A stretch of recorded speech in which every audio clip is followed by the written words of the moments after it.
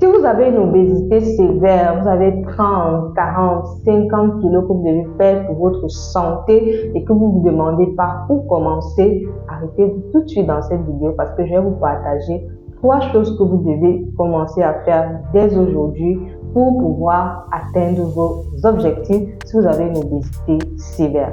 Alors, bienvenue sur la chaîne. Ici, nous parlons d'alimentation tropicale, indice glycémique bas, anti-inflammatoire. On parle d'exercice, on parle de tout ce qui peut vous aider à demeurer en bonne santé, en mangeant sain, africain et surtout en ayant un bon style de vie. D'accord? Alors, on parle aujourd'hui de l'obésité, particulièrement de l'obésité sévère, d'accord, qui peut avoir des complications, qui peut souvent être associée au diabète. Voilà. Souvent, quand on a 5-10 kilos à faire, ça passe, mais quand on commence à avoir 40, 50 kilos, voire plus, 30 kilos, voilà, à faire, c'est pas intéressant, c'est pas évident parce que quand on a une obésité sévère, souvent ça joue déjà sur nos articulations, donc même l'exercice physique devient compliqué et là, il y a plein de choses qui se passent. Donc, dans cette vidéo, je vais vraiment vous parler de 3 choses qui peuvent vraiment vous aider si vous avez une obésité sévère.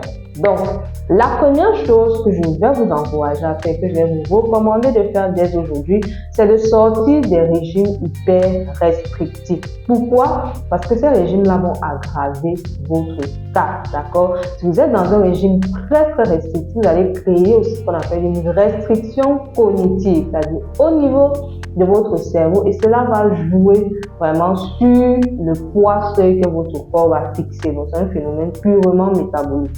Ça veut dire que vous aurez beau faire les efforts, mais votre corps, pour se protéger, parce que vous l'entraînez dans une restriction qu'il ne peut pas supporter, voilà, va garder ce poids-là à un certain niveau. Et ça, c'est purement métabolique et hormonal, et c'est des effets secondaires justement des régimes trop restrictif. Donc, si vous avez commencé parce que vous voulez perdre ces 30, ces 40 kilos en 2 mois, je vous en prie, vous allez plutôt détruire votre corps, d'accord? Et il faut savoir que quand vous avez une obésité sévère, il y a plein de carences que vous avez. Donc, si vous entrez encore dans des régimes hyper restrictifs et que ce n'est pas, par exemple, dans un cadre médical ou bien pour des, voilà, vraiment suivi par des professionnels pour des raisons particulières et pendant un court temps, vous vous mettez en danger.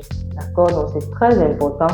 Première chose, sortez des régimes hyper restrictifs. Je parle ici des régimes où on dit complètement sans sel. Je parle ici de tout ce que vous allez voir sur Internet qui promet de perdre de kilos en quelques jours, d'accord? Donc ça, c'est important.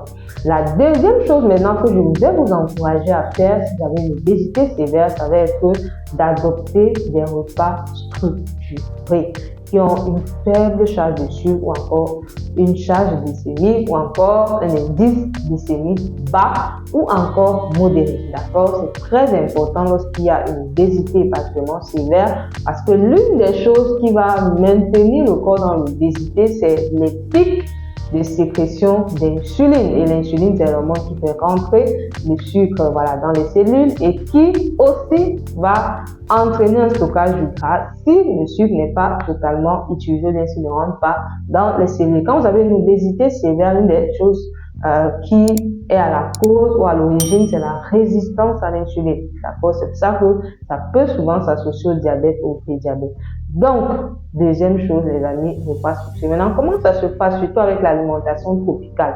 Rassurez-vous, c'est encore plus simple avec l'alimentation tropicale. D'accord? Dans votre repas, 50% de légumes, et particulièrement dans notre contexte, je recommande d'avoir une partie de ces légumes qui est crue, d'accord? Ça peut être juste de la tomate, ça peut être de la carotte râpée, ce que vous aimez, d'accord? 50% de l'assiette de légumes, voilà, on va dire un quart à peu près les féculents et le reste c'est les protéines, c'est-à-dire à peu près, voilà, votre main, ça peut être du poisson, du poulet, privilégiez en fait les viandes maigres, ou bien ça peut être du haricot, voilà, qui est votre repas du jour, et vous réduisez bien sûr les féculents parce que les haricots ont déjà des glucides. Mais bref, vous avez un repas qui est assez structuré, qui a une faible charge de sucre, notamment utiliser des féculents, consommer plus des féculents qu'un indice glycémique bas. On en a plein en Afrique, on a la patate douce, la blanche, on a la banane plantain verte, le fonio, voilà, même le riz, par exemple le riz violet, voilà, l'indice glycémique un peu plus bas, ou le riz brun, voilà, vous pouvez vraiment varier comme ça maintenant de temps en temps pour faire plaisir Vous pouvez aller vers des féculents qui ont un indice glycémique plus élevé. Si vous aimez le foutou, par exemple, le foutou banane verte, le foutou, la banane qui n'est pas encore bien mûre, ça aussi un indice glycémique modéré. Donc, c'est intéressant, d'accord? Donc, composez mieux vos assiettes pour qu'elles aient une faible charge de sucre. Ça va vraiment vous aider à pouvoir perdre du poids. Et si vous voulez savoir exactement comment faire, avoir des idées de menus et faire un bilan, écrivez-nous, voilà, contactez-nous. Il y a le premier lien en description et on fera ce qu'il faut. Et ce sont des repas, voilà, à base des aliments que vous retrouvez facilement en Afrique. Alors, la troisième chose que je vous recommanderais de faire si vous avez une obésité sévère, c'est vraiment de passer au jeûne intermittent. Surtout vraiment quand vous êtes vraiment au stade, disons, 3 de l'obésité. Voilà, au stade 3 de l'obésité, ou bien vous avez une masse grasse. Parce que l'obésité, ce n'est pas que l'indice de masse corporelle, d'accord? Il y a une masse grasse élevée. Bref, vous avez eu un diagnostic professionnel d'obésité ou d'obésité sévère, d'accord, je vous recommanderais de faire un jeûne intermittent. Alors, beaucoup vont me dire, je vais faire le jeûne intermittent, ça n'a pas marché. Parce que le jeûne intermittent, ce n'est pas juste sauter un repas. C'est pas juste je saute un repas et après je mange comme je veux. Non. Le jeûne intermittent doit suivre justement la deuxième astuce que je vous ai donnée. C'est-à-dire que vous avez déjà des repas structurés qui ont une faible charge de sucre. Maintenant, à ça, vous ajoutez le jeûne intermittent. C'est très intéressant.